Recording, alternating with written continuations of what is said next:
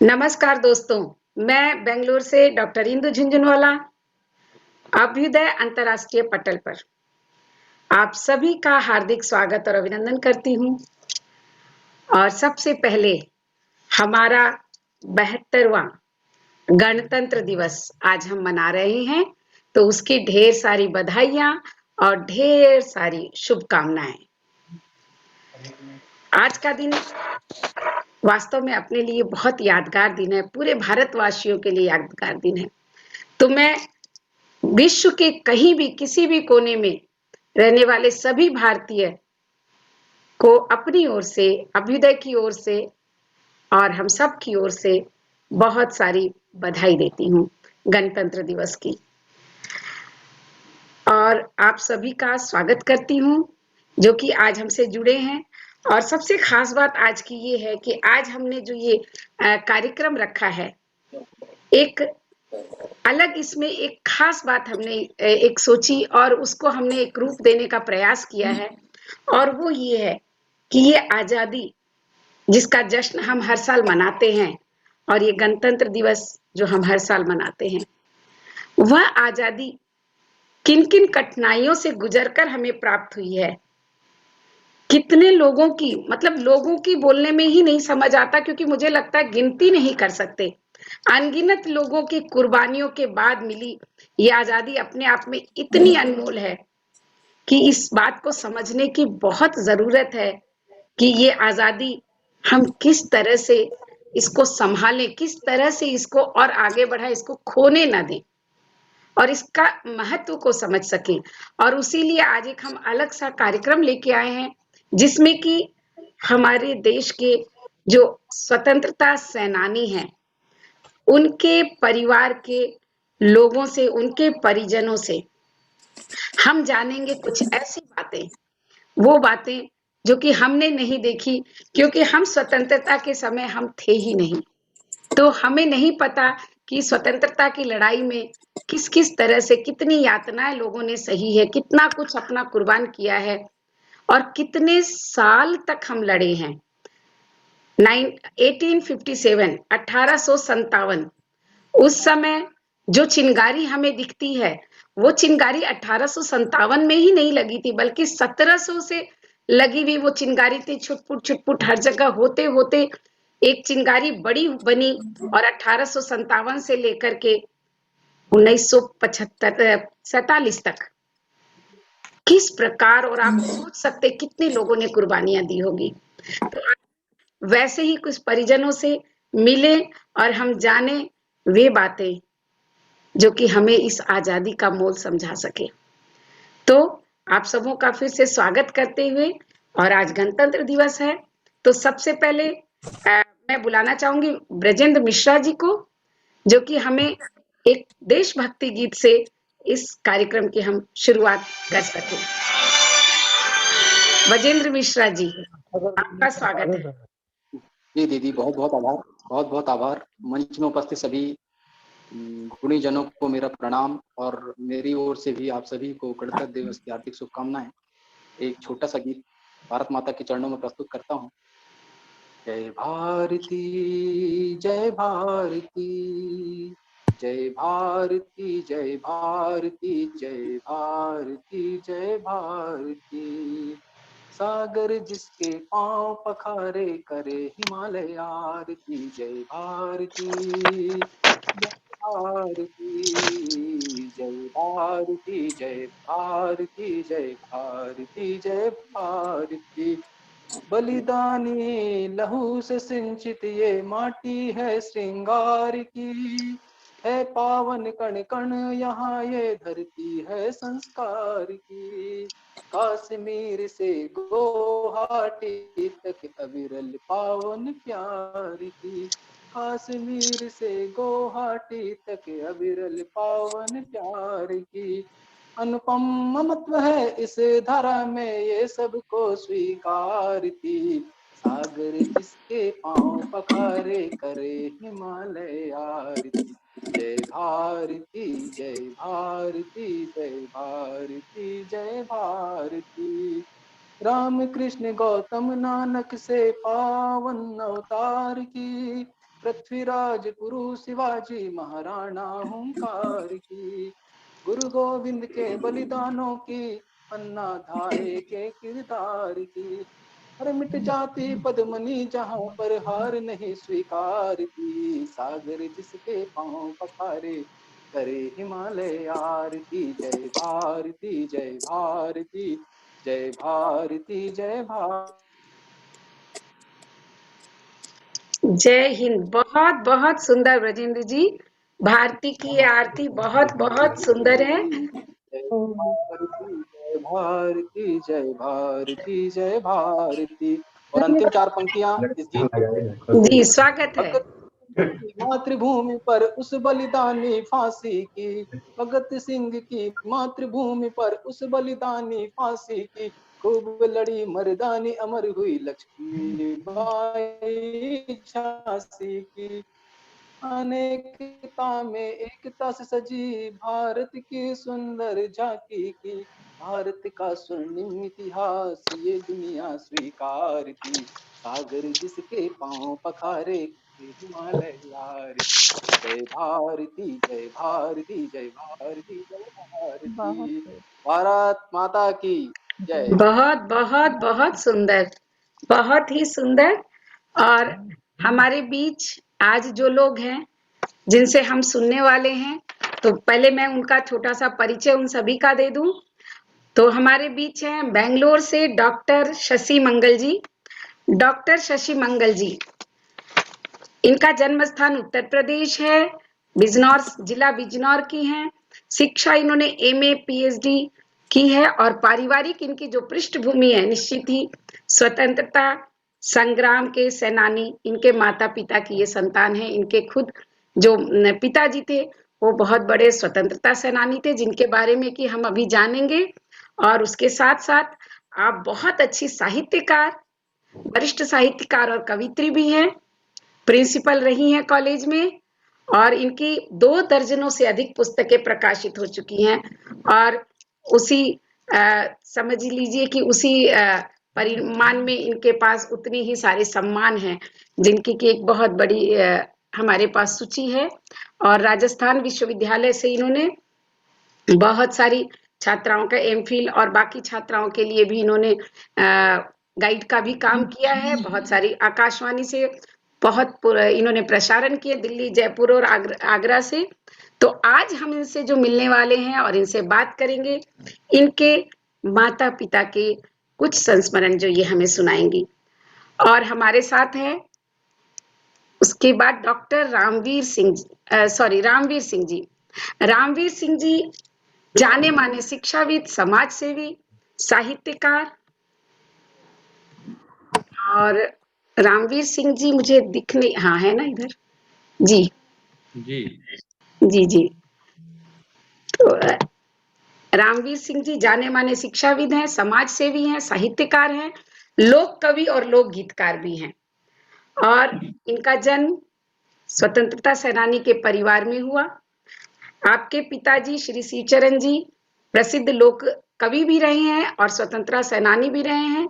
आपके पिताजी श्री निहाल चंद्र जी स्वतंत्रता सेनानी भी थे और प्रख्यात लोक कवि भी रहे हैं। और आप अभी ब्रह्म शक्ति सी सेकेंडरी स्कूल में थाना कला सोनीपति में प्रिंसिपल हैं। और इनके जीवन का मूल मंत्र है, सफल जीवन के 2 आधार, सादा जीवन उच्च विचार। तो आपका बहुत बहुत स्वागत है रामवीर सिंह जी। आप अपने दादाजी के बारे में, जो कि स्वतंत्रता सेनानी रहे हैं, हमें उनके बारे में बताएंगे। और फिर हमारे साथ हैं रश्मि चौधरी, डॉक्टर रश्मि चौधरी जी। डॉक्टर रश्मि चौधरी जी, आपका बहुत बहुत स्वागत है। धन्यवाद। और रश्मि चौधरी जी हिंदी में 1857 यानी 1857 के इतिहास एवं हिंदी क्षेत्र की चेतना पर केंद्रित विचार विमर्श की प्रक्रिया और इतिहास की जनधारा को आगे बढ़ाने वाले युवा साहित्यकारों में इनका बड़ा ही उल्लेखनीय नाम है। जामिया मिलिया इस्लामिया दिल्ली के इतिहास विभाग से जन काव्य में राष्ट्रवाद पर आपने पीएचडी की है और प्रकाशित पुस्तकें आपकी बड़ी महत्वपूर्ण हैं, इसलिए भी क्योंकि वो स्वतंत्रता सेनानियों से वास्ता रखती हैं। तो अमर सेनानी जो हमारे 1857 के हैं, वीर कुंवर सिंह, उनके बारे में आपने जो पुस्तक लिखी है 2007, और जिनके बारे में कि मुझे पता चला कि उनके कितने संस्करण निकल चुके हैं। और 1857 का जो महासंग्राम, उस पर भी आपने एक पुस्तक 2010 में लिखी है। भारतीय राष्ट्रवाद का निम्न वर्गीय प्रसंग 2012 में, और फिलहाल आप रंगश्री से संबद्ध हैं तथा प्रतिवर्ष इतिहास से संबंधित विषयों पर और कुंवर सिंह स्मृति व्याख्यान का आयोजन करती रहती हैं। और खास बात यह है कि रंगश्री जो है एनजीओ है जिसमें कि आप वाइस प्रेसिडेंट हैं। तो आपका बहुत बहुत स्वागत है। और आपके नाना जी कालिका प्रसाद जी, अगर मैं गलती नहीं कर रही हूँ ना, जुगल किशोर शुक्ला जी, जुगल किशोर शुक्ला जी, आपके नाना जी स्वतंत्रता सेनानी रहे हैं। और डॉक्टर शशि मंगल जी के पिताजी कालिका प्रसाद जी, वो स्वतंत्रता सेनानी रहे हैं। तो आपका बहुत बहुत स्वागत है आज के इस कार्यक्रम में। और इसके बाद हम परिचय देने जा रहे हैं हमारे आज के बड़े ही खास एक ऐसे युवक का, आशीष कुमार पांडे, जो कि शोधार्थी हैं हिंदी विभाग दिल्ली विश्वविद्यालय में। और उनकी खासियत ये है कि वो अमर शहीद मंगल पांडे जी के परपोत्र हैं। तो आपका भी बहुत शुक्रिया, सभी को प्रणाम मेरा, बहुत बहुत शुक्रिया मैम कार्यक्रम से जुड़ने के लिए। मंगल पांडे जी के परपोत्र देखिए, और आपका भी बहुत बहुत स्वागत करती हूँ आशीष कुमार पांडे जी। बहुत अच्छा लग रहा है आप लोगों से मिल करके, बहुत बहुत आनंद आ रहा है। मतलब एक अलग ही उत्साह मन में पैदा हो रहा है, क्योंकि हम उस समय जब स्वतंत्रता की लड़ाई हुई तो हम नहीं थे, और आप लोग समक्ष है तो लगता है कहीं ना कहीं हम उससे कहीं मिल रहे हैं, कहीं उसके हिस्से बनते जा रहे हैं। तो आप लोगों का एक बार फिर से बहुत बहुत स्वागत है। और उसके साथ हमारे साथ है देवेंद्र चौबे जी, जो कि बहुत बड़े इतिहासज्ञ हैं, और अभी गांव गांव में जाकर के जो भारत की अलख वो जगा रहे, इतिहास की और साहित्य की और जन सेवा की, उसके लिए आपका बहुत बहुत स्वागत है। और उसके साथ आज देशभक्ति के गीत हमें साथ साथ सुनाएंगी सुषमा सिंह जी दिल्ली से, ममता मिश्रा जी नीदरलैंड से, चंदा प्रहलाद जी कलकत्ता से, और ब्रजन मिश्रा जी ने बेंगलोर से आपको सुनाया है। और उसके साथ है निर्जा दिल्ली से, और प्रियंका कटारिया जी भी दिल्ली से। प्रियंका कटारिया जी एंकर हैं, इग्नू में हैं, और ये दूरदर्शन में एंकर हैं। निर्जा जी आकाशवाणी में एंकर हैं और शिक्षिका हैं। चंदा प्रहलाद जी वरिष्ठ कवित्री हैं। ममता जी भी बहुत अच्छी कवित्री हैं, और सुषमा जी कवित्री, साहित्यकार और गीतकार सभी हैं, और मौसम विभाग में कार्यरत हैं। तो आप सभी का बहुत बहुत स्वागत है। उसके साथ ही और जितने लोग भी जुड़े हैं उनका भी मैं स्वागत करती हूँ। और ज्यादा समय न लेते हुए हम सबसे पहले, चूंकि हम 1857 से 1947 की बात कर रहे हैं, तो हम सबसे पहले आशीष कुमार जी से बात करेंगे। आशीष कुमार पांडे जी, जो कि मंगल पांडे जी जो हमारे अमर शहीद थे 1857 के, तो उनके बारे में हमें आप कुछ बताएं। जी आशीष जी। जी बहुत बहुत शुक्रिया मैम, आपने एक नए कार्यक्रम से जोड़ा, और ये राष्ट्रीय और अंतर्राष्ट्रीय फलक पे कार्यक्रम हो रहा है, और देश और दुनिया के तमाम लोग इस कार्यक्रम से जुड़े भी हैं। तो मैं सभी लोगों को गणतंत्र दिवस की शुभकामनाएं देता हूं, हार्दिक बधाई देता हूं। सभी बड़ों को मैं प्रणाम करता हूं और स्नेह का आकांक्षी हूं। मुझे गर्व है, और इसमें मेरा कोई विशेष योगदान नहीं है कि मैं अमर शहीद मंगल पांडे जी के परिवार में पैदा लिया। मैं उनका 6वां पीढ़ी हूँ, मैं उनका वंशज हूँ। और आपने बताया था कि बात अपने परिवार के लोगों के बारे में करनी है और उनके इतिहास से जुड़ी करनी है, तो ये मैं बताना चाह रहा हूँ। मेरी आवाज सभी लोगों को आ रही है? बिल्कुल बिल्कुल आ रही है जी। तो जैसे आप देखिए, जैसे आप हिंदी के या किसी भी जो लिटरेचर में कई साहित्यकार हैं, मेरे गुरु देवेंद्र चौबे सर भी जुड़े हैं और मैम भी हैं, रश्मि मैम इतिहासकार हैं वो। तो जैसे जन्म को लेके काफी विवाद होता है, तो वैसे कई शहीदों को लेके है, वैसा इनके क्रम में भी है। मंगल पांडे जी के भी 19 जुलाई को कई लोग बताते हैं, 19 जुलाई 1827 को बताया जाता है, जबकि उनका जन्म 30 जनवरी 1831 को हुआ था बलिया के नगवा नामक ग्राम में। ओके। जो अभी उनका जन्म दिवस आने वाला है 4 दिन बाद। अरे कई हाँ 4 दिन बाद आने वाला है। जी। और लेकिन 19 जुलाई को काफी बड़े फलक पे मनाया जाता है और देश के बड़े नामी लोग भी उस दिन ट्वीट और तमाम ट्रेंड कर रहा था। तो इस बार हम लोगों ने उत्तर प्रदेश के मुख्यमंत्री जी को, बलिया के जो सदर विधायक और उत्तर प्रदेश में संसदीय कार्य राज्य मंत्री हैं आनंद स्वरूप शुक्ल जी, उनके माध्यम से हम लोगों ने पत्र भेजा है उत्तर प्रदेश के माननीय मुख्यमंत्री जी को, तो शायद सुधार हो जाए और अगले वर्ष से ये ना हो। उनकी शहादत कैसे हुई ये कहानी बताने की कोई जरूरत नहीं है। 1857 की जो क्रांति हुई उसमें वो शहीद हुए। मैं अपने जिला और जनपद के बारे में बात करना चाहूंगा थोड़ा सा। उत्तर प्रदेश का सबसे पूर्वी जिला है, 3 तरफ से बिहार हमारे जनपद के बॉर्डर से लगते हैं, एक तरफ से सिवान, एक तरफ से छपरा और एक तरफ से बक्सर। और उत्तर प्रदेश का सबसे आखिरी जिला अगर आप कहें तो है बलिया, और उसी गांव में उनका जन्म हुआ था।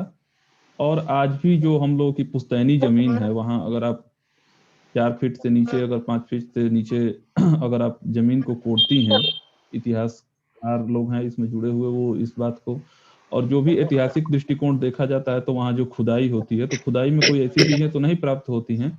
लेकिन जब 1857 की क्रांति वहां हो गई और चूंकि पूरा डिटेल किसी भी सैनिक का, किसी भी जो उसका ऑर्गेनाइजेशन होता है या ऑफिस होता है उसमें मौजूद रहता है, तो हमारे गांव को 4 से 5 बार फूका गया जो ऐतिहासिक दस्तावेजों में अंकित है। तत्कालीन जिला गाजीपुर हुआ करता था, तो आज भी मिट्टी वहां की काली निकलती है। हमारे के बारे में ये कहा जाता है कि चंद्रशेखर जी किसी बड़े पद पर यानी मंत्री और मुख्यमंत्री किसी पद पे नहीं रहे, सीधे वो प्रधानमंत्री की, तो एक बागीपन हमारे जनपद में है। और तमाम साहित्यकार हुए, हजारी प्रसाद द्विवेदी, पुरुषोत्तम चतुर्वेदी, बहुत महनीय कवि, और भारतीय भाषा केंद्र जेएनयू में प्रोफेसर रहे, वहाँ के विभागाध्यक्ष रहे।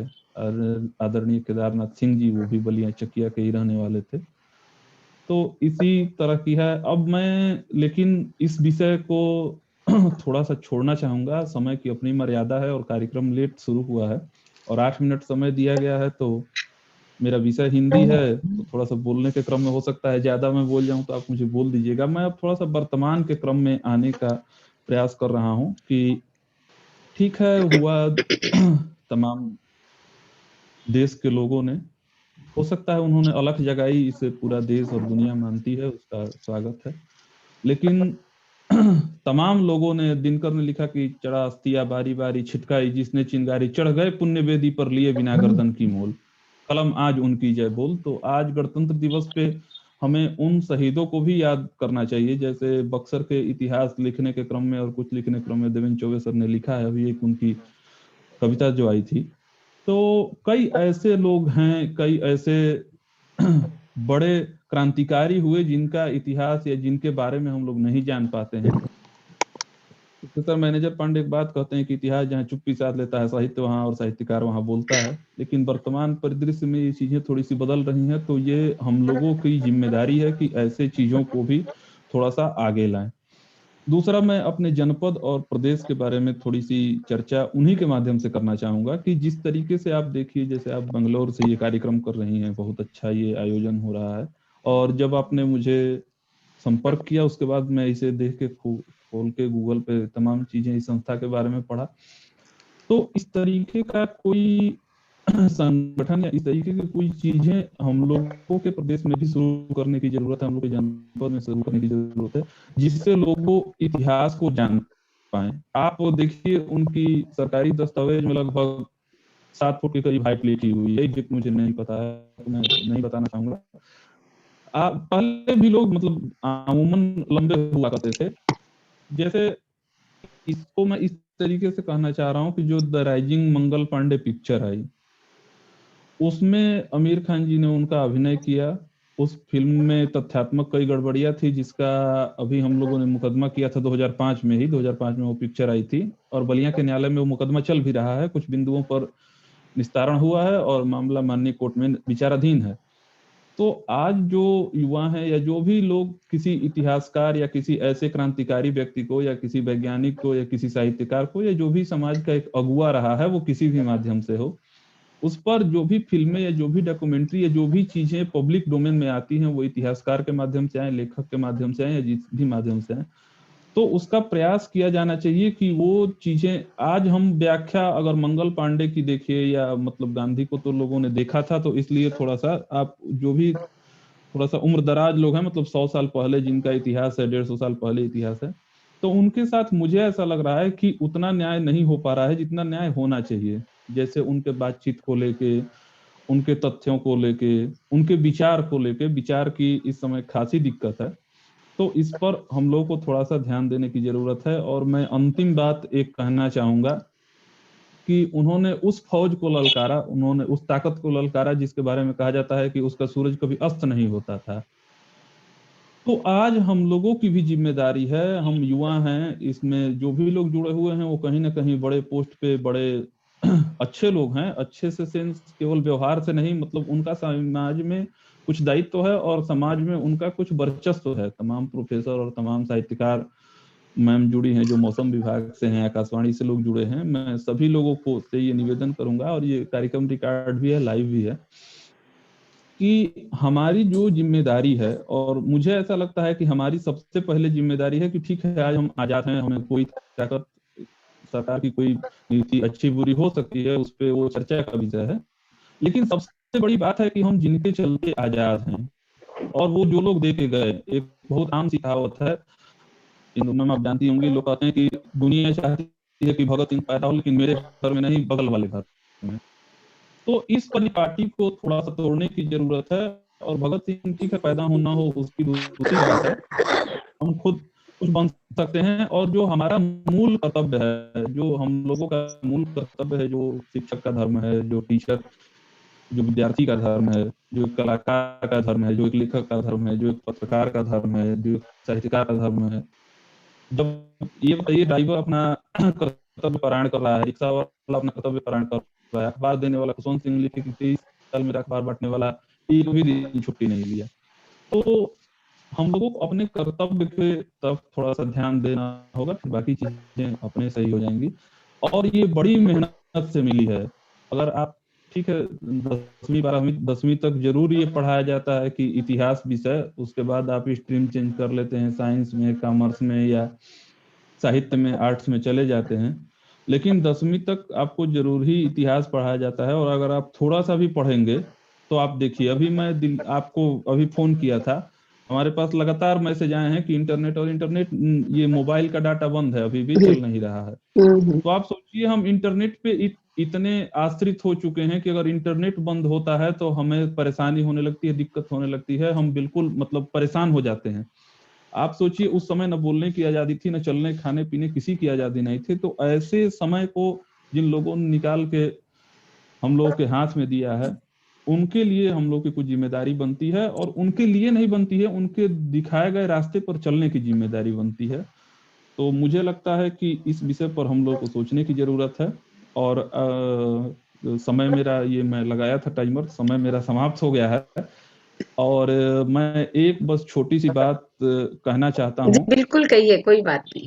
आप मैम, अगर सब लोग जुड़े हैं, प्रश्न उत्तरी का कोई सत्र अगर रखेंगे तो उसमें कुछ डिस्कस हो जाएगा। राहत साहब के एक शेर से मैं अपनी बात समाप्त करूंगा, और तमाम जो कवि लोग जुड़े हैं उनकी कविताओं को सुनने का मुझे अवसर मिलेगा आज के समय को ध्यान में रख के। और निश्चित तौर पे आज कहीं ना कहीं हम लोग को जो चीजें मैं देखता हूँ जो मैं महसूस करता हूँ, देवेंद्र सर अभी जब मैं जुड़ा तो कह रहे थे कि बहुत आशीष को ठंडी लग रही है।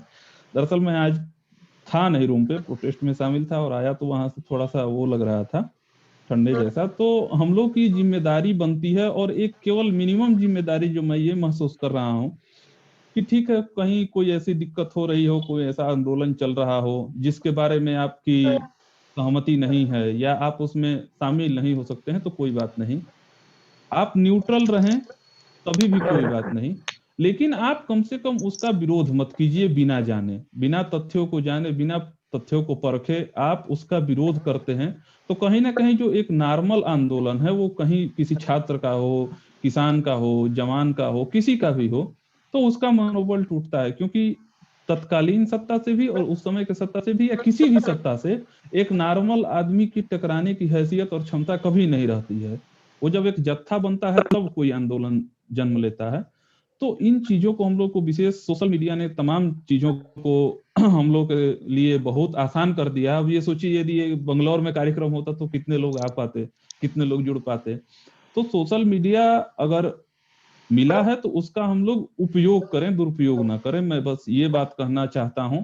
और तत्कालीन चीजों को लेके और उनसे जुड़ते हुए चीजों को लेके मैं बस एक शेर कहूंगा कि चिरागों को उछाला जा रहा है, हवा पर रोब डाला जा रहा है, नहार अपनी जीत होगी मगर सिक्का उछाला जा रहा है। तो ये स्थिति है, इस स्थिति बदले और तमाम हम लोगों की जो चीजें हैं वो कर्तव्य परायणता से जुड़ती हुई समाज को कोई दिशा देने का काम करे, समाज को जोड़ने का काम करे और अवरोध न बन के एक रास्ता बने, समस्या न बन के समाधान बने। बस मैं यही कहना चाहता हूँ।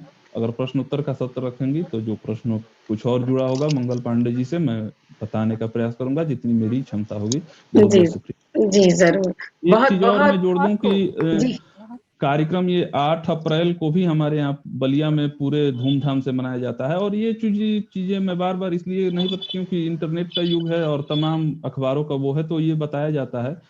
तो 30 जनवरी को भी होता है और 8 अप्रैल को भी होता है। और जो मैं वो बात कर रहा था कि 2005 वाली पिक्चर जो आई थी द राइजिंग मंगल पांडे पे, उस पे मुकदमा हुआ है, जो चीजें उसमें गलत दिखाई गई थी।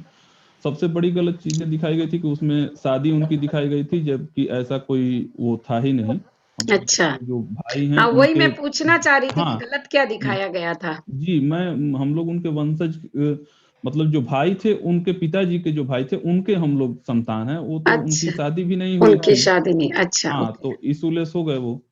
तो इस चीजों को थोड़ा सा इतिहास से जो वो है उसको समझने की जरूरत है।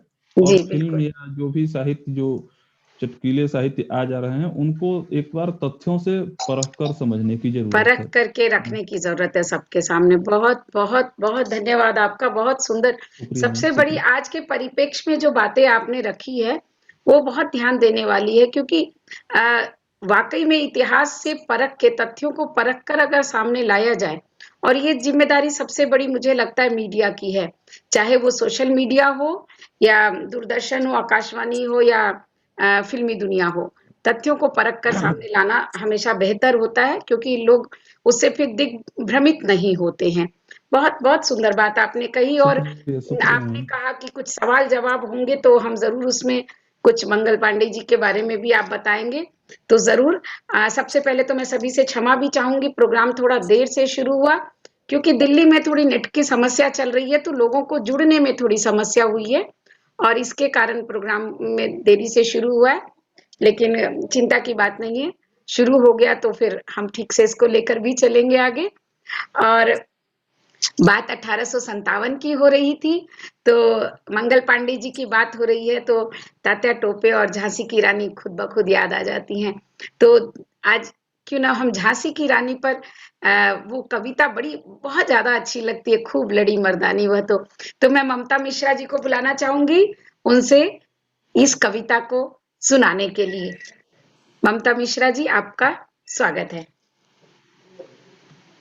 धन्यवाद दी। सभी को गणतंत्र दिवस की शुभकामनाएं पहले तो, और नमस्कार। मैं ममता मिश्रा नेदरलैंड से गणतंत्र दिवस के शुभ अवसर पर सुभद्रा कुमारी चौहान की स्वतंत्रता सेनानी महारानी लक्ष्मीबाई के ऊपर रची गई कविता सुनाना चाहूंगी। उसकी कुछ पंक्तियां सुनाना चाहूंगी।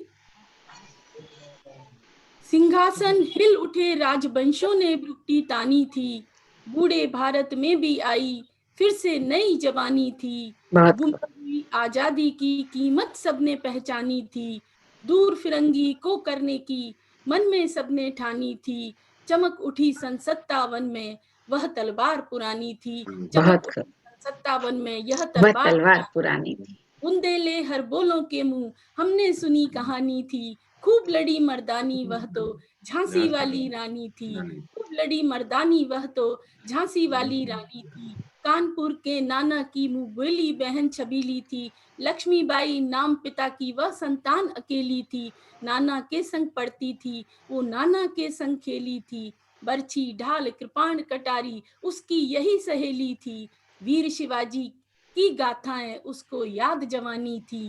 वीर शिवाजी की गाथाएं उसको याद जवानी थी। बुंदेले हर बोलों के मुंह हमने सुनी कहानी थी। खूब लड़ी मर्दानी वह तो झांसी वाली रानी थी। जय हिंद, जय भारत। कविता बहुत बड़ी है और बचपन से सबने याद की हुई है, तो मैं इसी के साथ अपने शब्दों को विराम देती हूँ। धन्यवाद। बहुत बहुत सुंदर। और वाकई में कविता ये बहुत सुंदर और हम बचपन से याद करते आए हैं। लेकिन वही है, समय की बात है, तो जैसे लेसन में भी हमें पूरी कविता नहीं मिलती थी।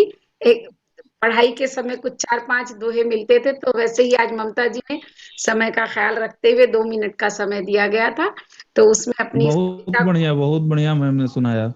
हाँ, बहुत सुंदर ढंग से सुनाया, तो बहुत अच्छा लगा। बहुत बहुत धन्यवाद ममता जी। और अब मैं चाहूंगी कि हमारी डॉक्टर शशि मंगल जी, जिनके बारे में मैंने आप लोगों को बताया कि वो हमारी जो स्वतंत्रता सेनानी हैं, थे, है तो नहीं, लेकिन हमारे लिए वो हमेशा हमारे दिलों में रहते हैं। तो स्वतंत्रता सेनानी की पुत्री हैं और बहुत सारी चीजें तो इनकी आंखों के सामने हुई हैं, इन्होंने अपने सामने देखा है। तो वो बातें बड़ी ही रोमांचकारी होती है, जब ये हमें सुनाती भी है ना, तो ऐसे रोंगटे से खड़े हो जाते हैं, क्योंकि हम कल्पना नहीं कर सकते। तो चाहूंगी कि शशि मंगल जी, आपका बहुत बहुत स्वागत है, आप आए और हमें अपनी बातें कहें। सबको नमस्कार, धन्यवाद। नमस्कार। बहुत बहुत स्वागत। आज के दिन की बहुत बहुत शुभकामनाएं। जब मैं बहुत छोटी सी थी, तो मेरे पिताजी मुझे अपने जीवन की बातें बताया करते थे और मेरी माताजी भी बताया करती थी। वे भी स्वतंत्रता संग्राम सेनानी थी। जिस समय चप्पलें भी पहनना महिलाओं को अलाउ नहीं था, उस समय वे झंडा लेके सबसे आगे वंदे मातरम और सरफरोशी की तमन्ना अब हमारे दिल में है। देखना है जोर कितना बाजुए का दिल में है, गाते हुए सबसे आगे निकलती थी और अंग्रेजों की बटालियन चारों तरफ खड़ी रहती थी। माँ के विषय में तो मुझे ज्यादा नहीं पता है, पर पिताजी हमें पढ़ाते पढ़ाते बहुत सारी बातें बताते थे। हमारे पिताजी के यहाँ सोना चांदी तराजू में होता था और एक समय जेल जाते जाते स्थिति यह आ गई थी कि वे टोपियां बेच बेच के अपना गुजारा करते थे। पत्ते पे आटे को मलते थे, ईंट और लकड़ी चुन के उस पे खाना बनाया करते थे। अब मैं थोड़ी कुछ बातें आपको वही बता रही हूँ जो उस समय घटी, जो मुझे पिताजी बताया करते थे। मेरे पिताजी जब 12-14 साल के थे, तब दादी जी बाबा जी दोनों का स्वर्गवास हो गया और वे रेहट से धामपुर नाम की जगह आए। यहाँ पर इन्होंने दुकान ली किराए पर, 4 दुकानें, और फिर वहां पर सारे स्वतंत्रता संग्राम सेनानियों की मीटिंग हुआ करती थी, जिनमें उस समय स्वतंत्रता के बाद जो उत्तर प्रदेश के प्रथम चीफ मिनिस्टर बने केसी पंत जी, वो भी शामिल थे। इनका ये था कि इन लोगों का एक थैला तैयार रहता था, एक धोती, एक कुर्ता, एक लंगोटी, और जब कोई जेल हो आया तो ये कहते थे कि तुम तो जेल हो आए, अब हमारी बारी है। जेल में कई बार खाने में कीड़े निकलते थे, तो पिताजी और सब जनों ने मिलके स्ट्राइक कर दी। पहले तो कहते रहे सब कि कीड़े निकलते हैं, पर किसी ने नहीं सुनी तो स्ट्राइक कर दी। फिर जेलर को आना पड़ा। जेलर आया, सबसे बात की और उन्होंने बताया कि अब से कीड़े नहीं निकलेंगे। अगले दिन फिर खाना आया और सबने कहा कि अब आज कीड़े नहीं हैं। मेरे पिताजी ने अपने खाने से कीड़े निकाल के रखे और गिने, देखो 1 2 10 मेरे खाने में तो कीड़े हैं, पर मुझे भूख लग रही है इसलिए मैं तो खाऊंगा। एक बार पिताजी को 4 कौड़ों की सजा मिली। सुनने में तो लगता सिर्फ 4 कौड़े, पर किस तरह से दिए मारे उनको कौड़े। उनके सारे कपड़े उतरवा लिए, सिर्फ एक लंगोट उनके शरीर पे छोड़ी और पेड़ से उल्टा लटका के बांध दिए पैर दोनों, और दोनों हाथों को बांध दिया, जिससे कि ऊपर से कीड़े गिरे और ये कुलबुला भी नहीं सके। इसके साथ ही साथ नंगे शरीर पर जब कौड़े पड़े तो चोट ज्यादा लगे और उसे भी ये सहला नहीं सके। जब पिताजी जेल जाते थे तो वो जो दुकान और घर कंबाइन था, तो उसके चौखट तक लोग उतार के ले जाते थे, और तो फिर घर का सामान तो वे क्या छोड़ेंगे। फिर नए सिरे से काम शुरू करना होता था। जेल से आने के बाद पिताजी ट्यूशन भी पढ़ाते थे, पर जेल जाने के चक्कर में ट्यूशन भी छूट जाते थे। तो फिर उन्होंने कोल्हू से तेल निकाल के, बादाम का और खल, उसका तेल निकाला और उसे बेचा, और उसकी खल बेची, टोपियां सिल्के बेची। इस तरह से अपना जीवन गुजारा। स्वतंत्रता के बाद पिताजी की जब शादी, एक शादी ये तो उस समय हो गई थी जब स्वतंत्रता से पहले, जब पिताजी शादी नहीं करना चाहते थे तो उनके दोस्तों ने जबरदस्ती उनकी शादी करवा दी। हुआ ये कि जब पिताजी जेल गए तो उन्होंने मेरी माँ ही कहूँ, उन्हें उनके मैके भेज दिया। वहां पर उनकी तबीयत बहुत खराब हो गई, तो जेल में पिताजी के पास खबर गई कि तुम्हारी पत्नी की तबीयत बहुत खराब है। छुट्टी मांगी गई, देखने की इजाजत मांगी गई, देखने की इजाजत नहीं मिली। फिर बाद में उन्होंने बोलना, माताजी ने बोलना बंद कर दिया, और वो जो भी कहना होता था स्लेट पर लिख के कहती थी। कोई भी कहता देख कालिका प्रसाद जी आए हैं, तो दरवाजे की तरफ देखती और फिर निराश हो जाती, और फिर बाद में ऐसी ही स्थिति में वो स्वर्ग सिधार गईं। इस तरह से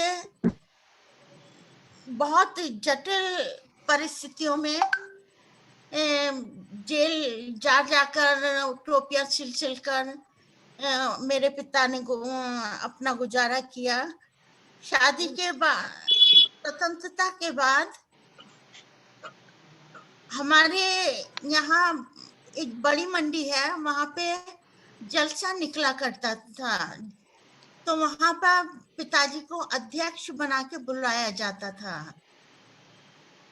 मैं स्वतंत्रता के काफी समय बाद पैदा हुई थी, पर जब काफी समय तक ये जलसा चलता रहा तो मैं भी वहां पर मंच पे बैठ जाती थी। 6-7 साल की थी, और अपना नंबर आने पे कविता बोला करती थी देशभक्ति की। मेरे पिताजी से केसी पंत जी ने जो पहले चीफ मिनिस्टर थे उत्तर प्रदेश के, उन्होंने कहा कि तुम कोई भी मिनिस्ट्री ले लो, पर पिताजी ने कह दिया कि मैं जेल जाने की कीमत सोने चांदी में नहीं बेच सकता, और उन्होंने मिनिस्ट्री नहीं ली। फिर जैसे तैसे सब साथियों ने कह के उन्हें चीनी का कोटा दिलवा दिया, तो जितने भी चीनी की बोरियां बचती थी उन्हें पिताजी वापस कर दिया करते थे। पिताजी की तब तक दूसरी शादी हो गई थी, और उनके मेरे भाई हुए थे। तो उस समय जब उन्हें ऊपर का दूध देने लगे तो एक कटोरा चीनी मेरी माँ के पास था। उस समय भी मैं नहीं थी, मेरी माँ ने बताया था मुझे कि एक कटोरा चीनी उनके पास थी, उसमें बेसन मिल गया था। तो पिताजी से अम्मा ने कहा कि तुम्हारे बोरे में तो इसका पता नहीं चलेगा, या तो मेरे को चीनी बदल दो या एक कटोरा चीनी दे दो, क्योंकि इसका बेसन का दूध पिलाने से, बेसन की चीनी का दूध पिलाने से बच्चे की तबीयत खराब हो जाएगी। पिताजी ने कहा मरते से मर जाए, मैं नहीं दूंगा। और हुआ यही कि उनका लीवर बढ़ गया और वे नहीं बचे। तो इस घटना से मुझे पन्ना धाय की याद आ जाती है कि देश पे किस तरह से कुर्बानी दी जाती है। और फिर उन्होंने, जब वो भाई नहीं रहे, तब मेरे पिता ने सोचा, मेरे पिता वैद्य थे, मतलब मेरे बाबा जी, और मेरे ताऊ जी हकीम थे, फिर भी मेरा बच्चा मर गया। तो उन्होंने होम्योपैथी की पढ़ाई शुरू की। होम्योपैथी की पढ़ाई करने के बाद उन्होंने अपना रजिस्ट्रेशन करवाया और उससे अपनी आजीविका चलाई। वो गरीबों से पैसे नहीं लेते थे।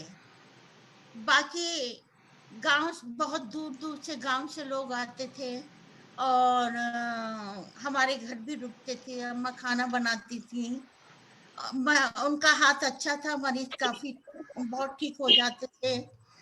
मरीज दूर दूर से आते थे, पर पैसे बहुत कम लेते थे वो।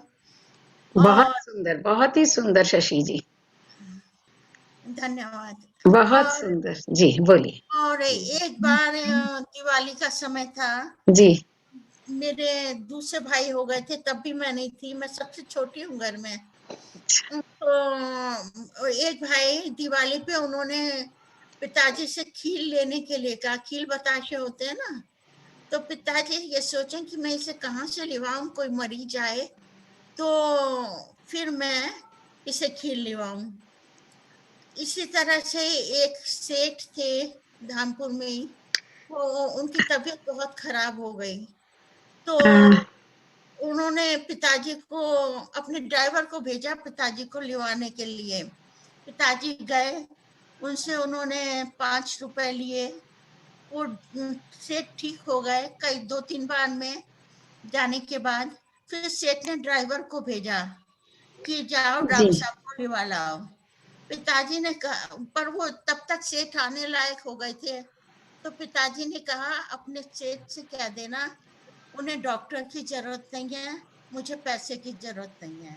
और वो फिर वहां नहीं गए। उन्हें आना है तो खुद आए। बहुत बढ़िया, बहुत बहुत बढ़िया।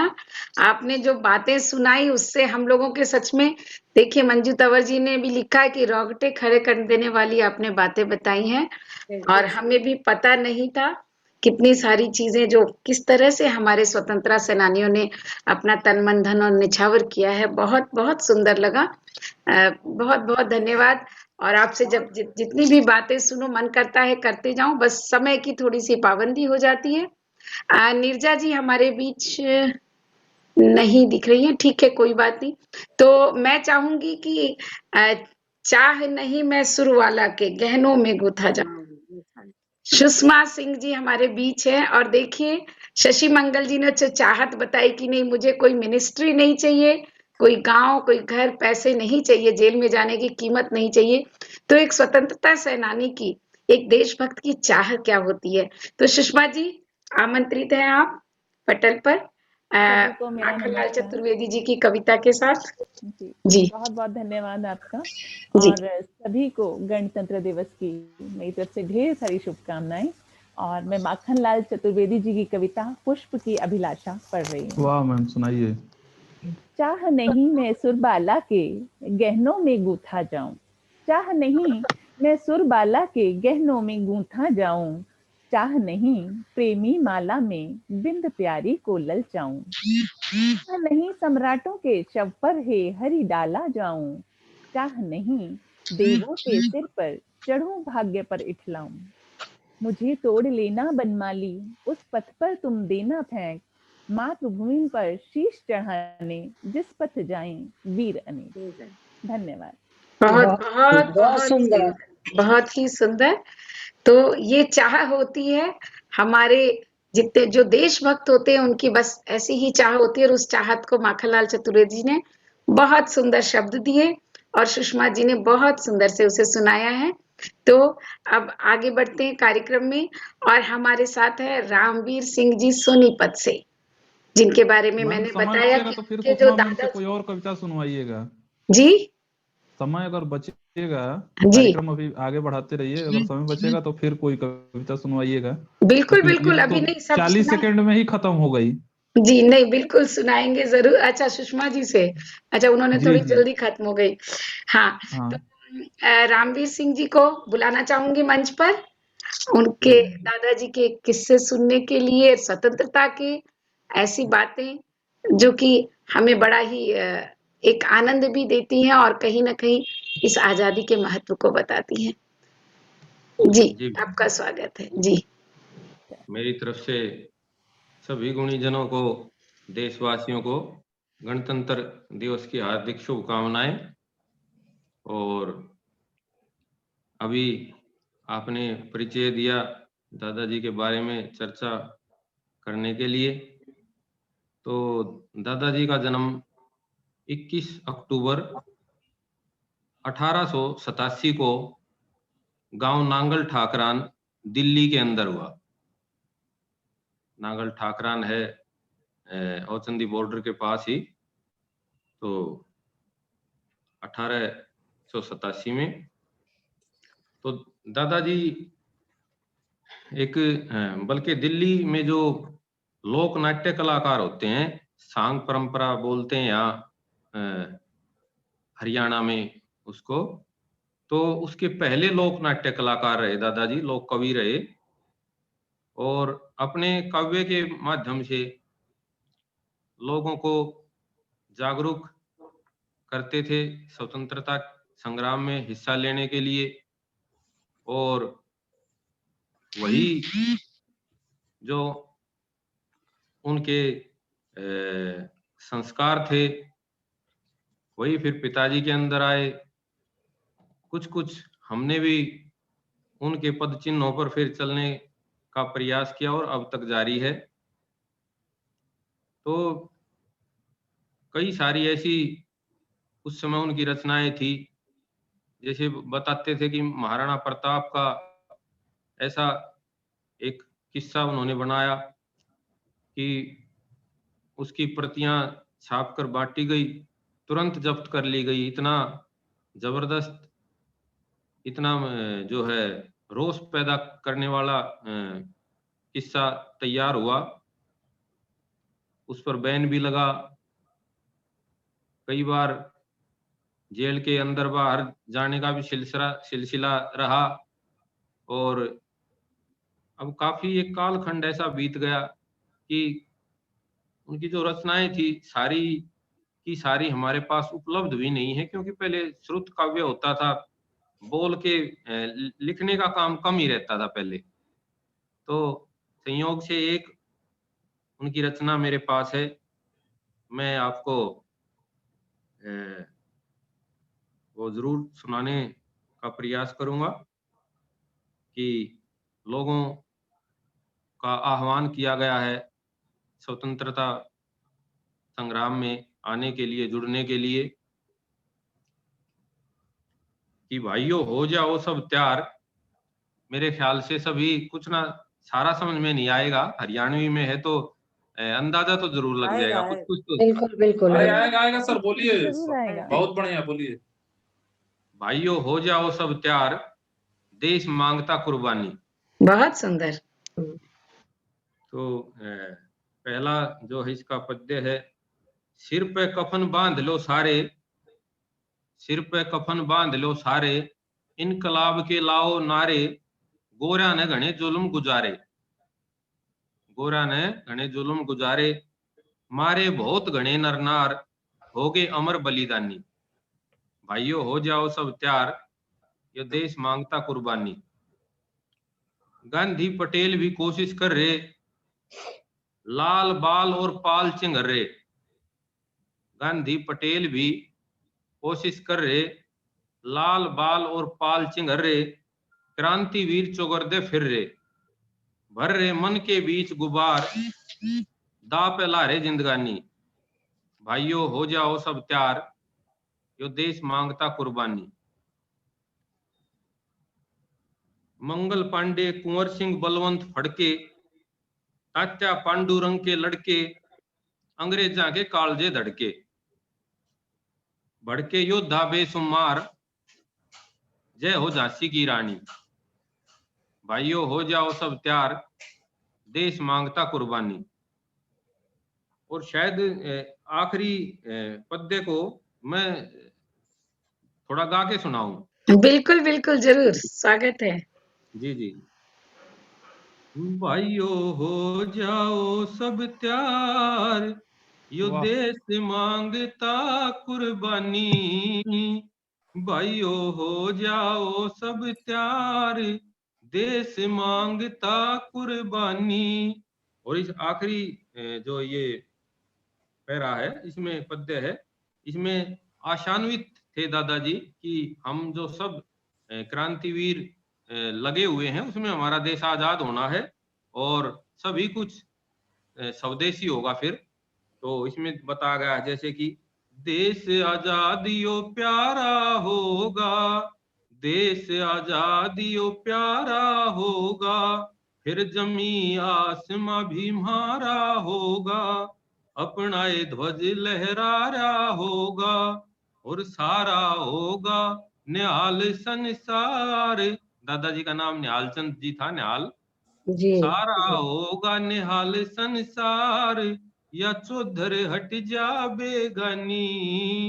भाइयों हो जाओ सब तैयार, देश मांगता कुर्बानी। तो ये रचना एक आह्वान था लोगों को आजादी की लड़ाई में जुड़ने के लिए। बहुत ऐसी सुंदर, बहुत सुंदर।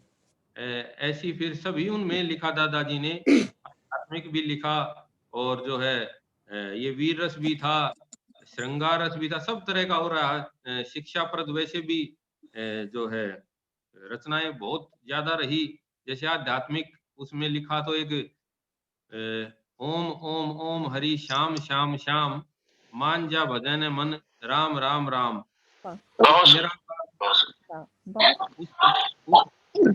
निराकार पार ब्रह्म की छाया मिल गई, बहुत धीमी आवाज आ रही है। एक सेकंड। अच्छा, दिन का बना तू रैयत राया मिल गई, आप देखिए। राजधानी सुंदर नगरी काया मिल गई। अच्छा, आठ मास मज्जा रक्त और चाम चाम चाम, मान जा भजन मन राम राम राम। तेरे भोगने की खातिर तने 10 हूर मिल गई, जो रंग रूप जोबन में भरपूर मिल गई।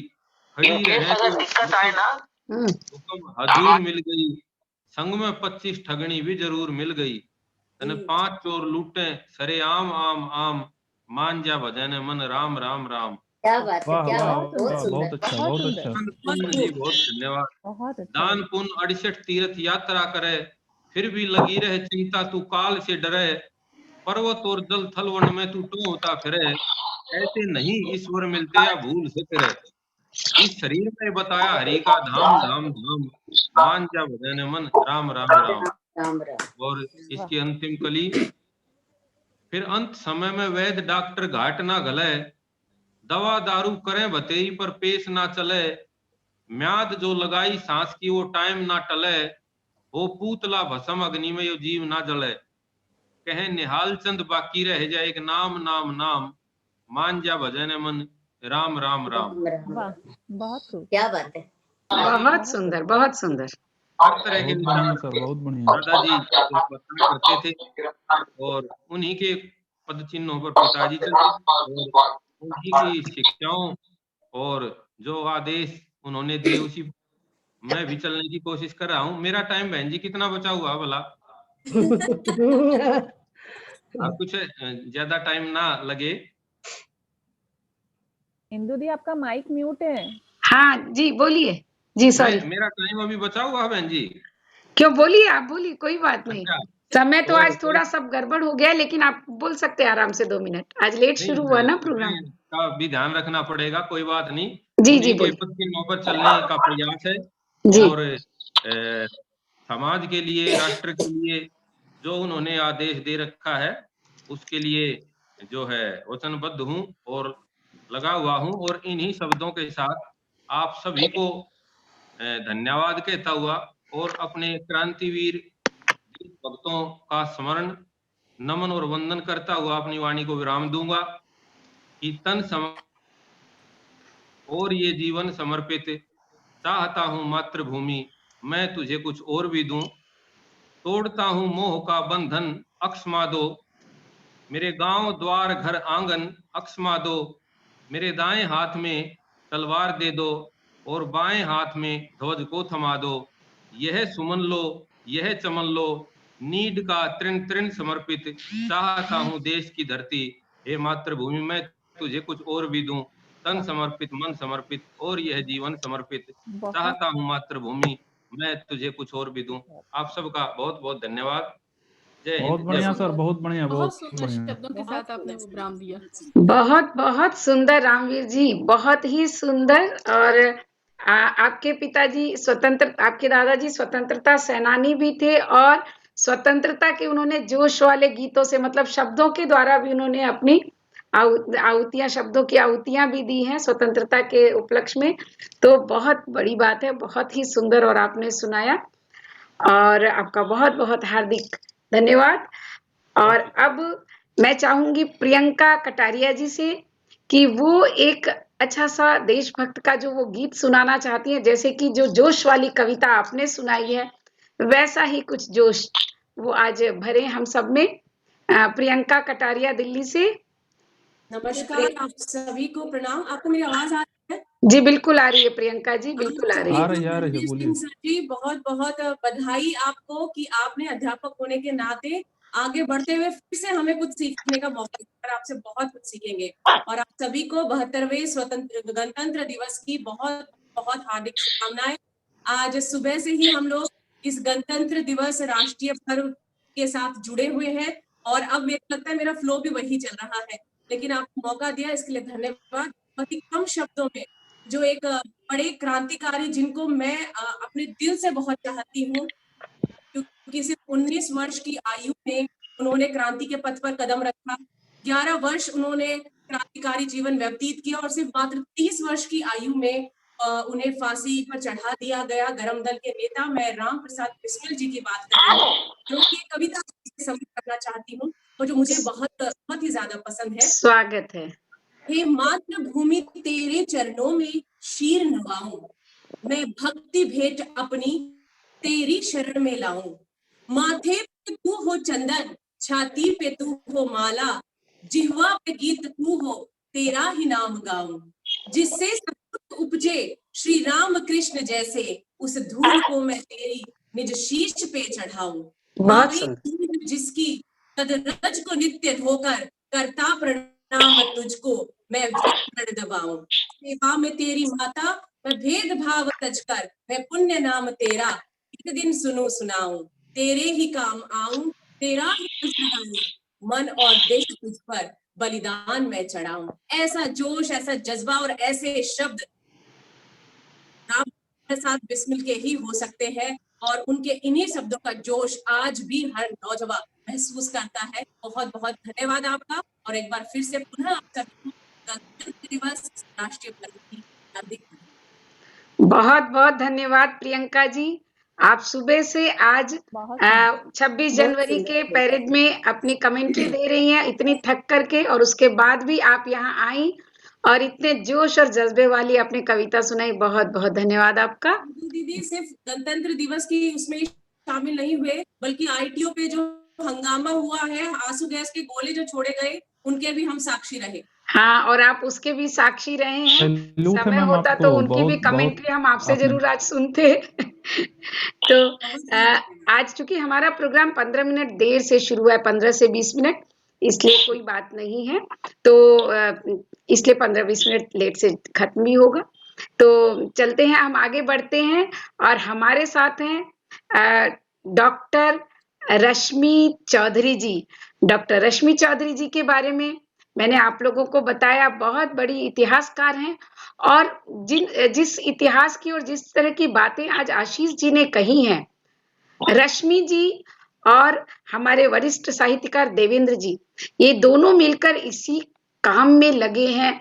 ये एक बहुत बड़ी देश सेवा का काम है जो कि रश्मि जी भी कर रही हैं, और इनके साथ साथ देवेंद्र चौबे जी भी कर रहे हैं, और ये हमारा सौभाग्य कि हमारे बीच रश्मि जी हैं।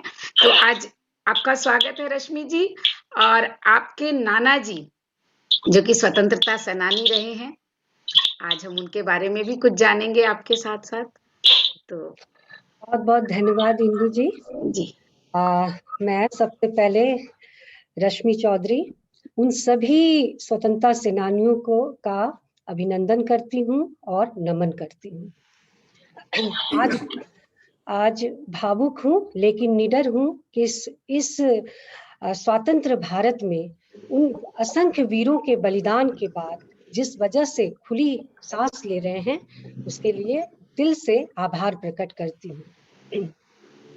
स्वाधीनता आंदोलन पर बात करना एक बहुत बड़ा काम है कि हम कैसे इस स्वाधीनता आंदोलन को, जैसा उन्होंने कहा कि एक राष्ट्रीय पर्व है, लेकिन इस राष्ट्रीय पर्व को मनाने के लिए कितने लोगों ने बलिदान दिया और कैसे दिया, इसमें बहुत से लोग इतिहास के पन्नों में दर्ज नहीं है, लेकिन उनके किए गए कार्यों को कम आंका नहीं जा सकता है।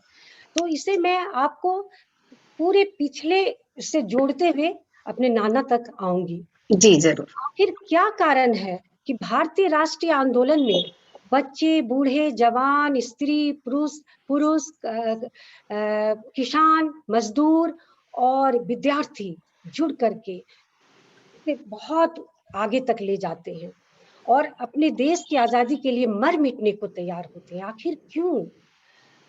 ये संघर्ष की कहानी बहुत थोड़ी सी नहीं है। ये 1757 से शुरू होती है, जो 1857 से होते हुए, जिसमें आशीष जी जुड़े थे, मंगल पांडे का जिक्र हुआ, नाना साहब, तात्या टोपे, वीर कुंवर सिंह, रानी लक्ष्मीबाई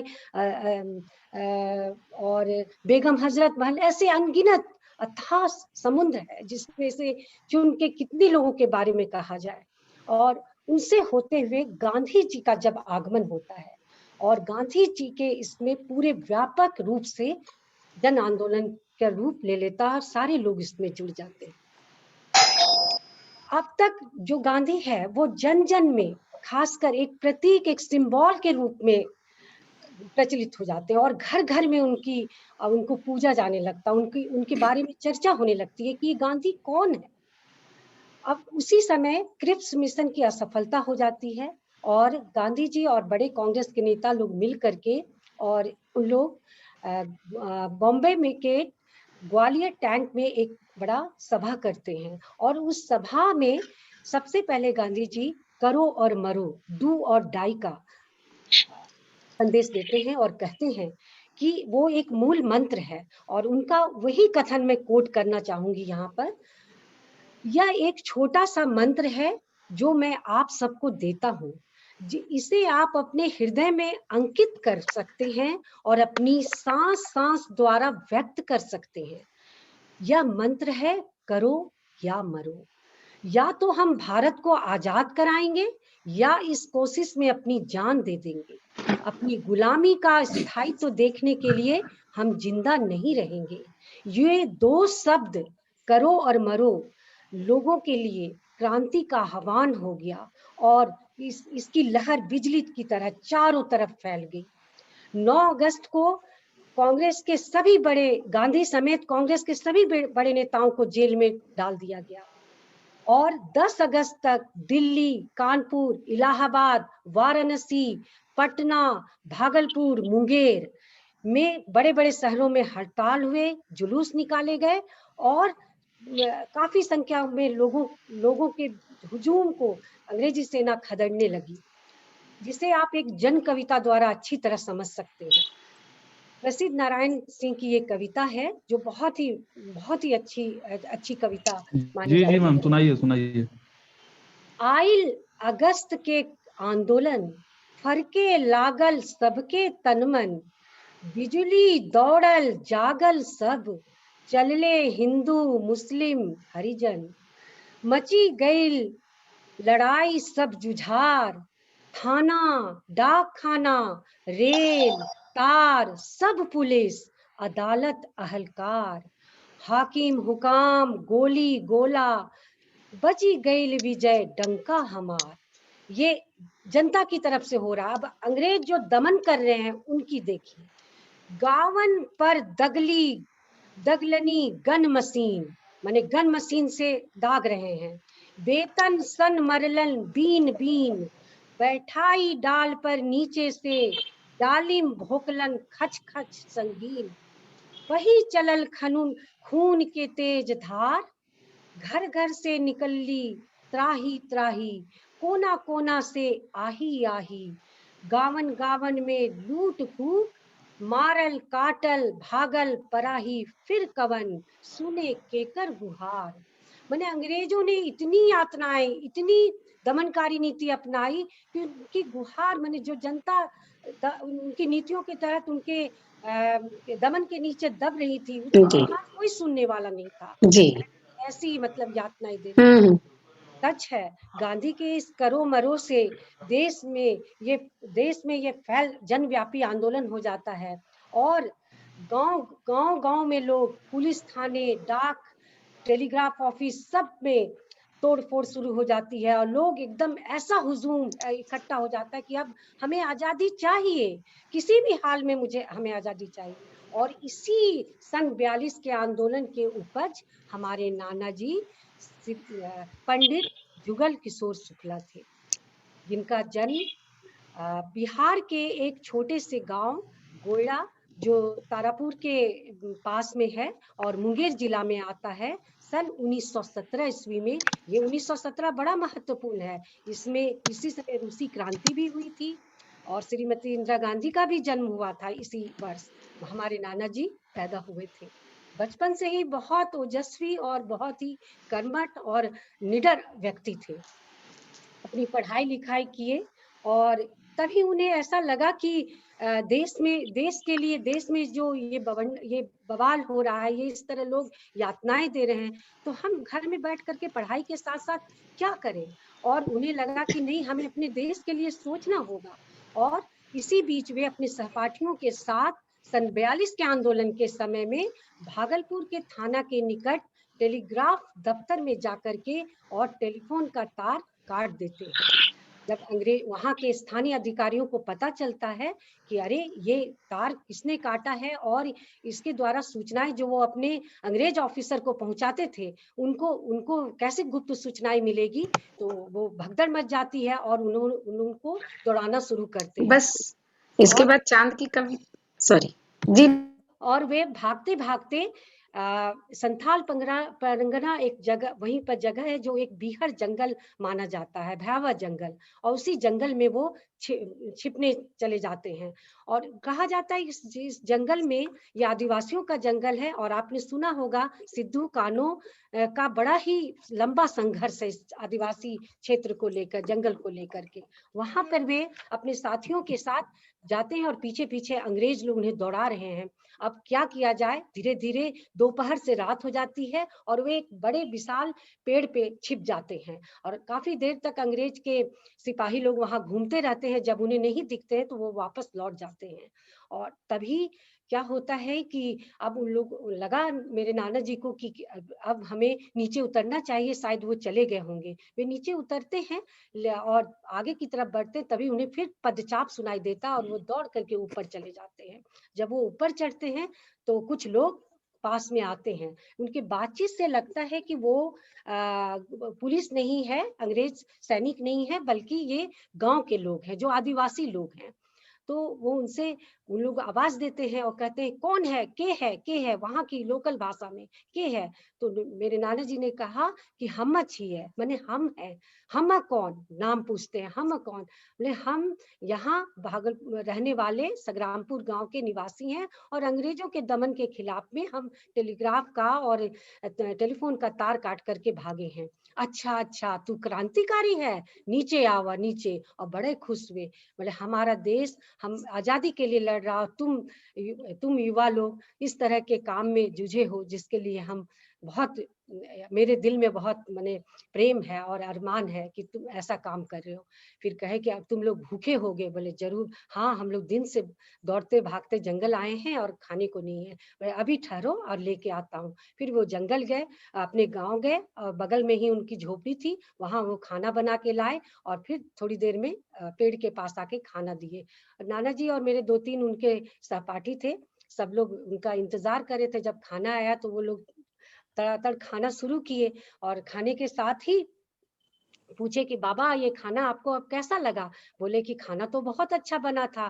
तो क्या चीज का था ये? तो ये मांस था, सांप का मांस था। अरे ये क्या तुमने खिला दिया, सांप का मांस। लेकिन आप ये देखिए, जैसे राणा प्रताप को जंगल में जब वो भाग के छिपते हैं तो घास की रोटी खानी पड़ी थी, उसी तरह एक मतलब स्वतंत्रता सेनानी को क्या क्या सहना पड़ता है। तो ये माने एक उनका एक अपना था जो हम लोग को सुनाया करते थे कि कैसी स्थिति थी।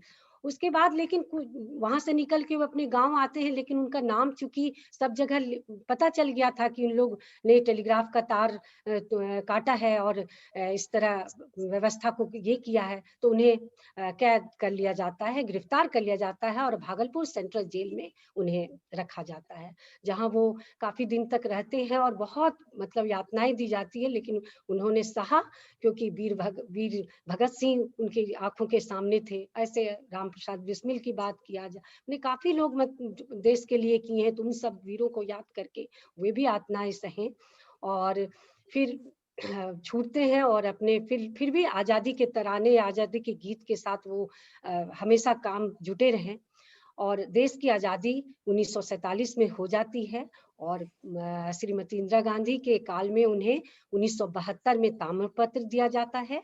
साथ ही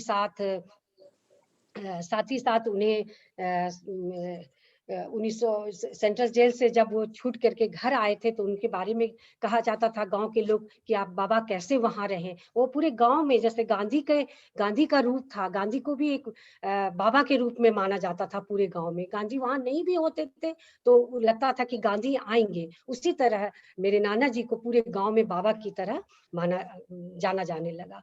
तो ये उनकी कुर्बानियां हैं और इस तरह वो जुझे रहते थे। और इस बात को मैं इसलिए आज ये कहना चाहती हूँ क्योंकि जब मुझे मेरी किताब ये कुंवर सिंह वाली 2007 में छपी थी, शायद आप लोग को दिख रहा होगा, वीर कुंवर सिंह पर।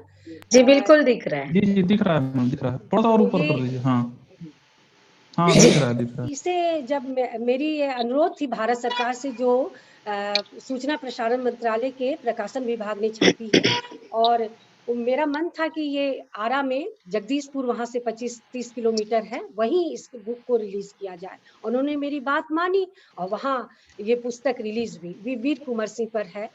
तो पूरे गांव के लोग आए और वहां मैंने मंच से वीर कुंवर सिंह को याद किया और पूरे स्वतंत्रता सेनानी पूरे भारतवर्ष के जितने लोगों ने बलिदान किया, मंगल पांडे से लेकर के तमाम, उनको याद करते हुए अपने नाना के बारे में कहा कि 2005 में उनका देहांत हो गया और आज 2007 है।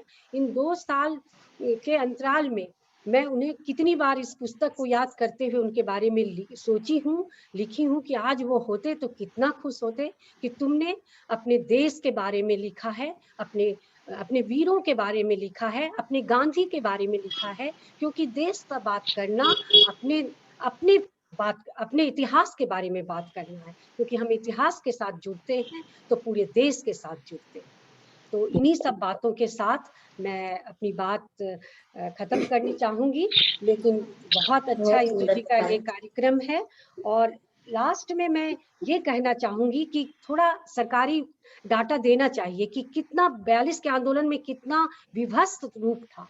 तो ये आकलन आप लोगों के लिए भी बहुत महत्वपूर्ण होगा कि 1942 के आंदोलन में करीब 250 रेलवे स्टेशन को नष्ट किया गया, 500 से ज्यादा डाकघरों को समाप्त तोड़ा गया, 150 थानों पर हमला किया गया, पूर्वी यूपी और बिहार में रेलगाड़ी के आवागमन पर रोक लगाई गई, पूरे देश में 60,000 से अधिक लोगों को गिरफ्तार किया गया, 26,000 लोगों को सजा दी गई, जिसमें हमारे नाना जी भी होंगे, 18,000 लोगों को भारत रक्षा नियम के तहत बंद रखा गया। ब्रिटिश सरकार का दमन चक्र इतना जोरों पर था कि आप उसकी कल्पना नहीं कर सकते हैं। और इस पे जो चित्तू पांडे हैं, ये जानते हैं आशीष जी, जो 3 दिनों तक के लिए बलिया को आजाद करा के रखे थे, उनकी याद में एक कविता, छोटी सी कविता है।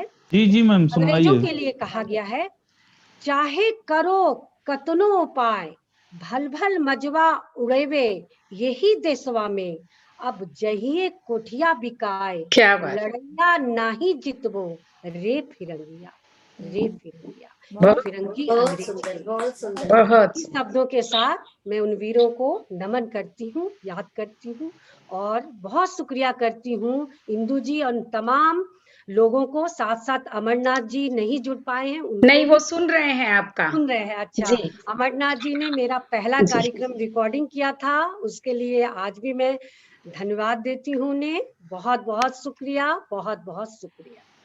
बहुत सुंदर मैम, बहुत सुंदर। बहुत बहुत सुंदर। Thank you, thank you. तो बहुत बढ़िया। 1942 में मैम जो 42 की क्रांति हुई थी, तो उसमें बलिया आजाद रहा था चित्तू पांडे जी के तीन नेतृत्व दिनों में, जो के लिए वहाँ के, आजाद रखा था। और उसीलिए बलिया बलिदान दिवस 19 अगस्त को मनाया 19 जाता है। अगस्त को 19 अगस्त को बलिया बलिदान दिवस के रूप में भी हमारे यहाँ बहुत बहुत सुंदर रश्मि जी, जी आपने बहुत सारी जानकारी दी। जैसा कि आशीष जी ने कहा, ये हमें पता नहीं था, बलिया आजादी की बात जो आपने कही हाँ, जी रखी। और आपने जितने भी आंकड़े बताए हैं, जी, वो आंकड़े तो सिर्फ 1942 के हैं, 42 के। हाँ, और बिल्कुल, अगर हम केवल आंकड़े देखें 1700 से, उस आंकड़ों को अगर शुरू करें जी, और 1857 से, तो लगातार छुटपुट न जाने कितने लोग शहीद होते रहे, कितने लोगों को फांसी की सजा हुई, कितने विद्रोह को दबाया अंग्रेजों दबाया गया, ममता से दबाया है।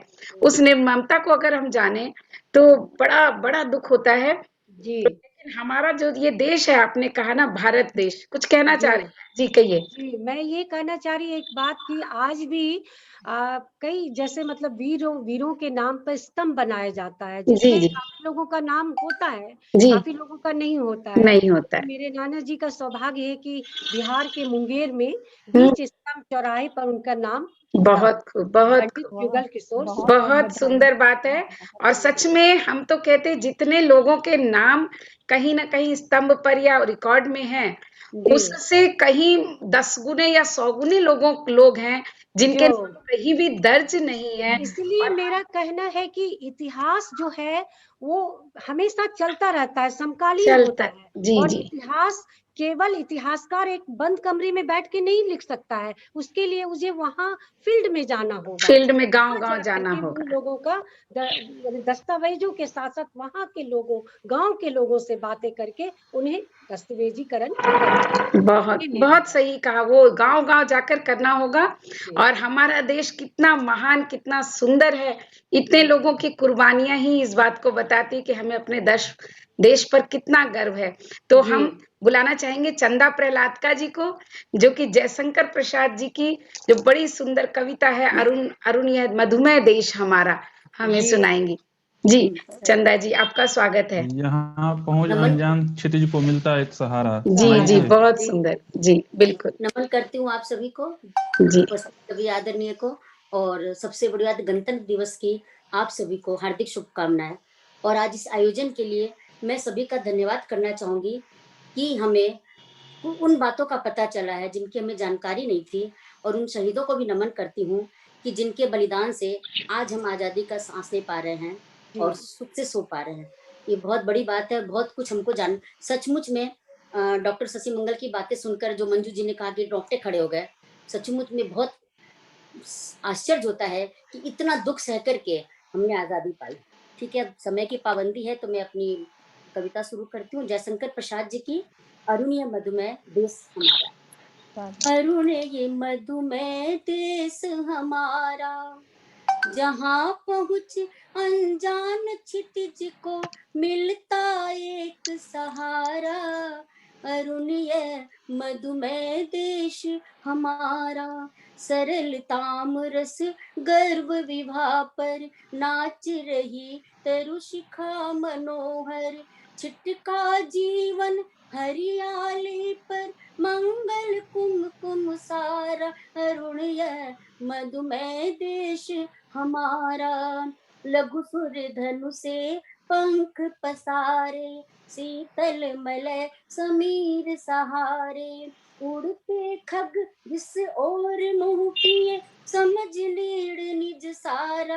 अरुण यह मधुमेह देश हमारा, बरसाती आँखों के बादल बनते जहाँ भरे करुण जल। लहरें टकराती अनंत की पाकर जहाँ किनारा। अरुण यह मधुमेह देश हमारा, हेम कुंभले उषा सवेरे, भरती ढुलकाती सुख मेरे। मंदिर ऊंघते रहते जब, जग कर रजनी भर तारा। अरुण ये मधुमेह देश हमारा, अरुण ये मधुमेह देश हमारा। जय हिंद, जय वंदे मातरम। बहुत सुंदर चंदा जी, बहुत मेरे ही लिए सुंदर। एक शब्द एक लाइन और बोलना चाहूंगी। जी मेरे जरूर। लिए बहुत ही गौरव की बात है कि आज मैं इतने बड़े बड़े लोगों से मिल रही हूँ और उनसे रूबरू हो रही हूँ। उसके लिए मैं डॉक्टर इंदु झुनझुनवाला और अभ्युदय को बहुत बहुत धन्यवाद देना चाहूंगी, और डॉक्टर अमरनाथ शर्मा जी को भी, जिन्होंने ये आयोजन करके हम लोगों को बहुत सारी बातों की जानकारी दिलाई। धन्यवाद। बहुत बहुत धन्यवाद चंदा जी। तो आज का जो ये कार्यक्रम है, ये आप एक अपने में एक अनूठा जो कार्यक्रम है, और इसकी जो रूपरेखा बनाई है वो हमारे अभ्युदय के सह अध्यक्ष डॉक्टर अमरनाथ अमर जी ने बनाई है। तो डॉक्टर अमरनाथ अमर जी हमसे जुड़ तो रहे हैं, लेकिन कहीं ना कहीं उनके उधर नेट की थोड़ी जो दिल्ली में समस्या है, उसके कारण आप उनकी आवाज सुन सकेंगे। तो अमरनाथ जी को मैं बुलाना चाहूंगी। डॉक्टर अमर जी, आप आए और धन्यवाद ज्ञापन करें आज के इस प्रोग्राम के लिए, और मैं अपनी तरफ से भी आप सभी का बहुत बहुत धन्यवाद करती हूँ। जी बहुत बहुत शुक्रिया इंदु जी।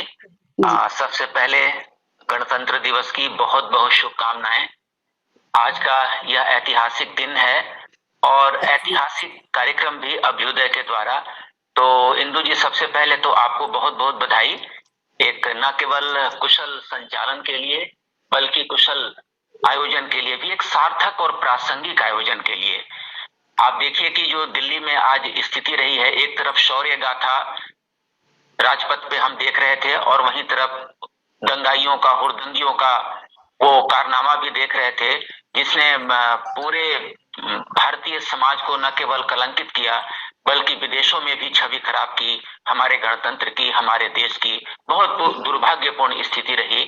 और मैं कल्पना कर सकता हूं कि आईटीओ पे जहां ये दंगाई हुड़दंग मचा रहे थे, वहां हमारे दूरदर्शन की पूरी टीम थी, वहां प्रियंका जी भी थी।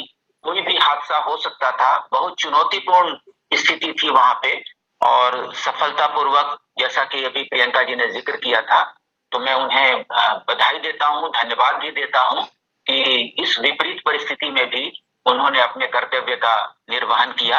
उन्हें बहुत बहुत बधाई। सबसे बड़ी बात कि अभ्युदय ने यह परिकल्पना की थी कि इतिहास के उन पन्नों को उभारा जाए जिससे आम लोग अनजान हैं, लेकिन उन ऐतिहासिक स्वर्णिम पन्नों को उनके परिजन किस रूप में उस परंपरा को, उस धरोहर को आगे बढ़ा रहे हैं, यह हमारे लिए बहुत ही शुभ का प्रतीक है, बहुत ही प्रशंसनीय पक्ष है। तो रामवीर सिंह जी के दादाजी निहाल चंद जी माने हरियाणा के लोक जीवन में उन्होंने क्रांति की जो मशाल जलाई वह अद्भुत थी। न केवल स्वतंत्रता सेनानी के रूप में बल्कि एक कवि के रूप में, एक लोक कवि के रूप में उन्होंने जो स्वतंत्रता संग्राम में अलग जगाया वह अद्भुत है। और दूसरी जो सबसे महत्वपूर्ण बात है कि उनके संपूर्ण व्यक्तित्व कृतित्व पर रामवीर सिंह जी ने जो अभी किताब लिखी है वह अपने आप में अद्भुत है। 450 पृष्ठ की वह पुस्तक निहाल चंद जी और उनके पिता शिवचरण जी के व्यक्तित्व कृतित्व पर अनूठी पुस्तक है। और जितने भी भविष्य में शोधार्थी होंगे इस पक्ष के लिए, उनके लिए एक अनूठी पुस्तक भी कारगर सिद्ध होगी। तो रामवीर सिंह जी को इस आयोजन में आने के लिए, अपने विचार रखने के लिए, उनकी कविताओं को रखने के लिए अभ्युदय परिवार की ओर से हम बहुत बहुत बधाई भी देते हैं, आभार भी व्यक्त करते हैं। मंगल पांडे जी का नाम हमारे इतिहास में स्वर्णाक्षरों में अंकित है और आशीष कुमार पांडे जी ने जो उनके संबंध में, स्वतंत्रता संग्राम के संबंध में, मंगल पांडे जी के संबंध में जो स्मृतियां सुनाई वह हमारे लिए एक धरोहर के रूप में है। नई नई जानकारी मिली, इसके लिए भी हम आशीष कुमार पांडे जी आपके प्रति हृदय से आभार व्यक्त करते हैं। 10 मिनट में करते हैं प्रोग्राम। शशि मंगल जी क्या कहने, स्वतंत्रता संग्राम परिवार के जो व्यक्ति होते हैं उनमें जो गरिमा होती है, उनमें जो जीवन मूल्य होता है और अपने ऐतिहासिक धाती को, विरासत को संभालने की जो जिम्मेदारी होती है वो आप सबने बखूबी निभाया है। और न केवल निभाया है बल्कि अगली पीढ़ी के लिए प्रेरणा का भी काम किया है। और आज हजारों सैकड़ों हमारे परिवार के सदस्य देश और विदेश से इस कार्यक्रम में जुड़े, उन्होंने आज इसको किस रूप में अंगीकार किया होगा इन विचारों को, उसके लिए हम धन्य धन्य हो गए हैं। तो डॉक्टर शशि मंगल जी आपके प्रति भी अभ्युदय परिवार की ओर से बहुत बहुत बधाई। और रश्मि जी ने भागलपुर और उस आंदोलन के संबंध में जो भी जानकारी दी वह तो अनूठी है। और सचमुच पूछा जाए हम लोग इस ऐतिहासिक पृष्ठ से अनजान थे और आज लाखों करोड़ों लोगों ने इस ऐतिहासिक पक्ष को देखा। और हम आभारी हैं रश्मि जी के प्रति कि वो गांव-गांव जाकर, देवेंद्र चौबे जी के साथ गांव-गांव जाकर जो अलग जगा रही हैं, इतिहास के उन पन्नों को पलट रही हैं, उसे निकाल रही हैं, गांव-गांव में जाती हैं, चाहे वो कुंवर सिंह जी का गांव हो, अनेक स्वतंत्रता सेनानियों के लिए। तो आज के समय में ऐसी इन व्यस्तताओं के बावजूद, बहुत सारी विपरीत परिस्थितियों के बावजूद आप जो काम कर रही हैं ऐतिहासिक धरोहर को संभालने का, उसके सामने हम लोग नतमस्तक हैं। और आज आपने जो बातें रखी ऐतिहासिक, वह हम सब के लिए एक न केवल धरोहर है बल्कि प्रेरणा का बहुत बड़ा पक्ष भी है और अनुकरणीय भी है। तो रश्मि जी बहुत बहुत आभार और धन्यवाद आपके प्रति भी। और दूसरी बात कि सुषमा जी, ममता जी, चंदा जी, प्रियंका जी और नीरजा जी, आप सबने ऐसे कवियों की अनूठी कविताएं हम सबके समक्ष रखी जो हमारे लिए प्रेरणा तो है ही, आज के समय में गणतंत्र दिवस पे बहुत ही प्रासंगिक और बहुत ही मन को छू लेने वाली रचनाएं रही। तो इन सब के लिए आप सबके प्रति भी बहुत बहुत आभार। और अंत में इंदु जी, सफल कुशल संचालन के लिए, बहुत सारी नई चीजों को हम सबके समक्ष रखने के लिए आपको और पूरे अभ्युदय परिवार को बहुत बहुत बधाई, बहुत बहुत शुक्रिया। नमस्कार। बहुत बहुत सुंदर अमर जी, बहुत ही सुंदर से आपने धन्यवाद ज्ञापन किया। और गणतंत्र दिवस भी है और कार्यक्रम का समापन धन्यवाद ज्ञापन के बाद जब तक हम अपनी भारत माता को याद न करें तो नहीं होता है।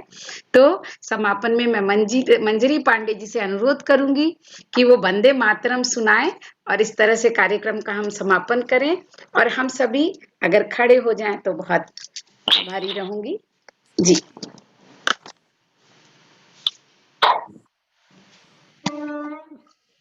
वन्दे मातरम् वन्दे मातरम् सुजला सुफला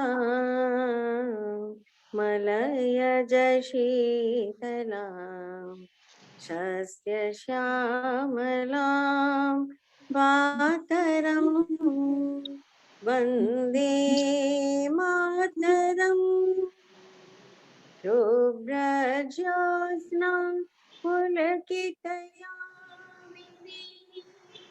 फुल्लकुसुमिता द्रुमदलशोभिनी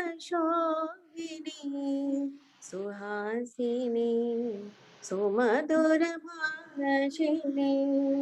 सुखदां वरदां मातरम् वन्दे मातरम् वन्दे मातरम् वन्दे मातरम्।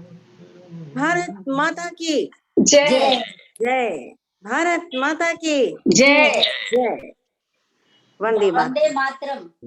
बहुत बहुत धन्यवाद सभी का।